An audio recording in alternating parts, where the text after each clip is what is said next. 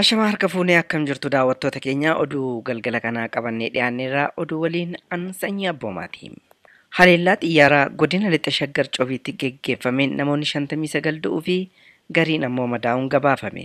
Saadaasa 14/2022 mootummaan Bilisiginnaa haleellaa xiyyaaraa yeroo sadaffaaf godina lixa shaggar coobiitti geggeesseen namoonni siviilii 21 yoo ajjeefaman 38 ol ammoo madeeffamuu maddeen naannoo sanii ifa godhaniiru.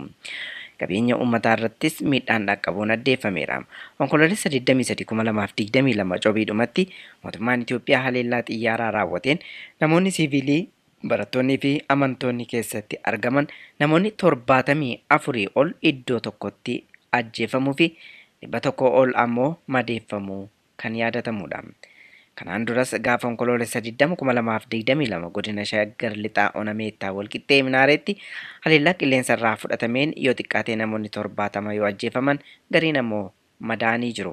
Haaluma wal fakkaatuun Saadaasa 2022 godina Wallaggaa lixaa ona Boojjii Birmajii magaalaa Beelaatti haleellaa xiyyaaraa samiirraa raawwateen barattoonni kan keessatti argamanii fi irra jireessi isaanii ijoollee ta'an walumaa galatti namoonni 80 ol iddoo tokkotti haleellaa diroonii kanaan kan dhuman yommuu ta'u namoonni 100 ol ammoo madoo ta'uun isaanii kan yaadatamudha.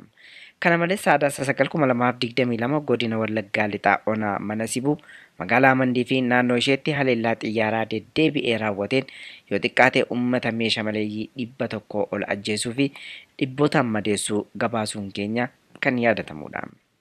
Dargaggoonni Oromoo yakka tokko malee mana hidhaa Impaayera Itoophiyaa keessatti dararamaa turan mana hidhaatii baafamanii ajjeefaman odeessi jedhu irra deddeebiin dubbatamaa jiraachuu maddeen gabaasan. Oromiyaa guutuu keessatti humni tikaa yakka tokko malee dargaggoota mana hidhaatti guuraa ture ittis jiraa kan jedhan maddeen achiis baasanii ajjeesaa akka jiran ibsan. Hireen dargaggoota Oromoo mana hidhaa Impaayeratti keessatti dararamaa jiranii akka yaaddeessaa dhufuus dubbatu. Haaluma wal fakkaatuun weellisaan Damisoo Moosisaa bara 2021 keessa yakka tokko malee magaalaa Naqamtee naannoo mana jireenya isaatii humna tikaatiin butamee ture.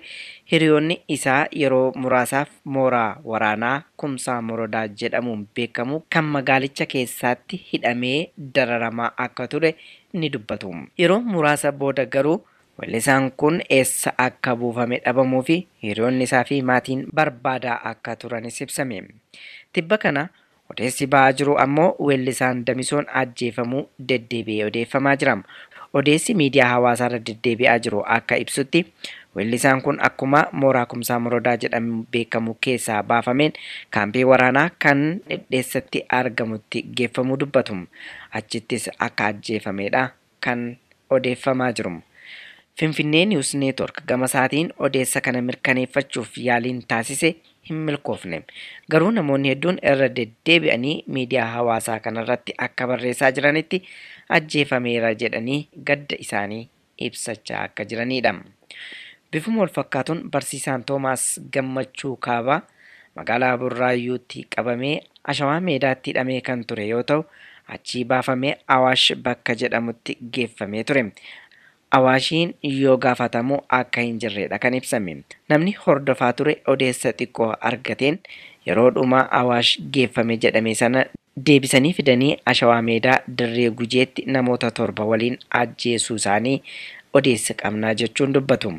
Yeroo Awaash geeffamee achii baafameera jedhame kaasee faannii fi bakki inni jiru dhabameera jedhu maatii fi hiriyoonni isaa. Manni maree amantiilee idil addunyaa mootummaan abbaa irree Itoophiyaa jecha lammiilee nagaa irratti raawwataa jiru irratti ibsa baase. Manni marichaa ibsa balaaleffannaa mootummaa abbaa irree Itoophiyaa kan lammiilee nagaa irratti ajjechaa raawwataa jiru balaaleffatu ibsa baase. Lammiilee nagaa mootummaa faashistii kanaan ajjeefaman yaadachuuf sirna dungoo ibsachuu raawwatee jira. Manni marii amantiilee Oromoo idil addunyaa ajjechaa hamaa fi suukanneessaa torbanoota darban keessatti lammiilee Oromiyaa irratti lafa gabaa mana amantaa manneen barnootaa fi manneen jireenyaa keessatti diroonii fi xiyyaara mootummaa Itoophiyaatiin irratti raawwatame balaaleffachuun ibsa baase. Manni marichaa ajjechaa lammiilee Oromiyaa irratti raawwatamuuf hawaasni idil addunyaa xiyyeeffannaa barbaachisu akka kennuufis gaafateera.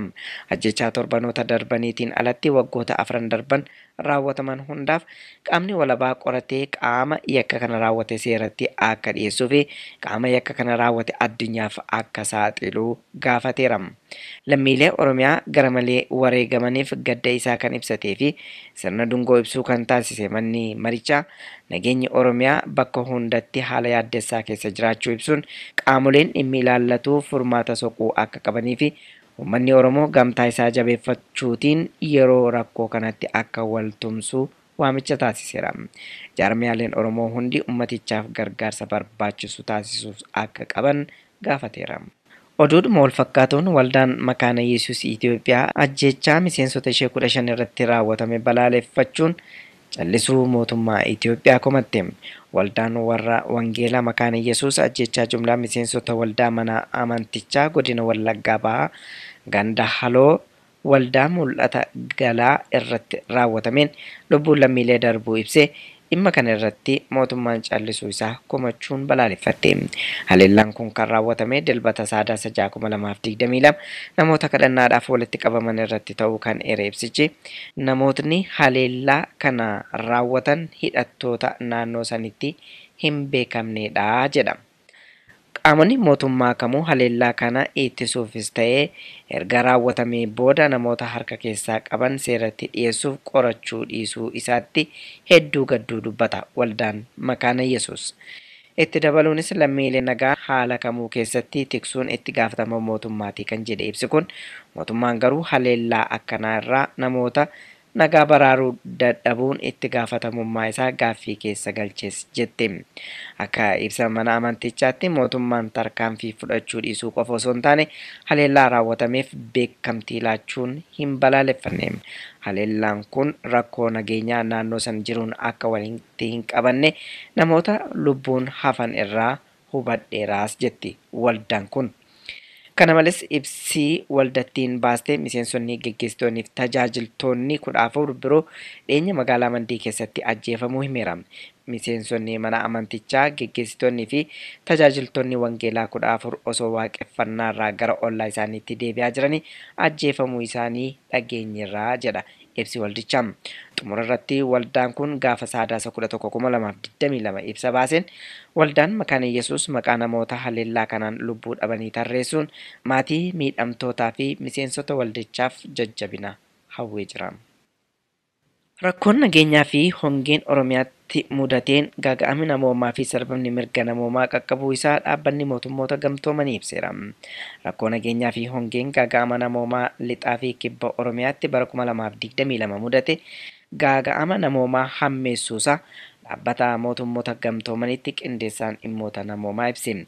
Jaarmiyaan kun akka ibsetti sababoota rakkoo tasgabbii fi hongeetiin gaaga'amni namoomaa kan bara 2022 baay'ee hammaachaa deemus addeesseera.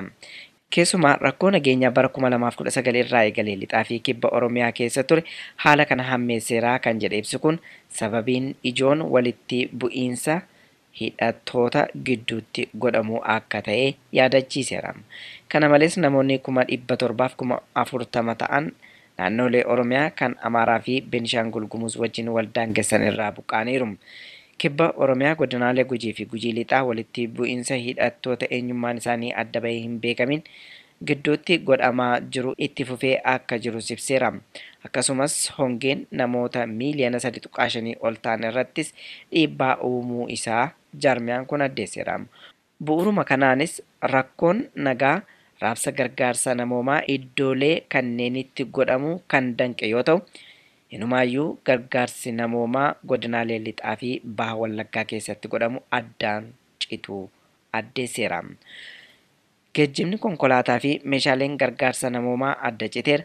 Hojjettoonni dhaabbata gargaarsa namoomaa hidhamaa fi sarbamaa jiru jedhe ibsi OCHN baase kun. Walitti bu'iinsi geejjiba gargaarsaa Finfinnee Amboo Naqamteerraa gara Asoosaatti godhamu irratti dhiibbaa uumeera. Gargaarsi Wallaggaa lixaa fi erga godhamee waggaa 2 kan darbe yoo ta'u qamadiin baha Wallaggaa magaalaa Naqamteetti kuufamee jirus tamsaasuun waan hin danda'amneef akkasumaan taa'ee jira jechuun ibseera.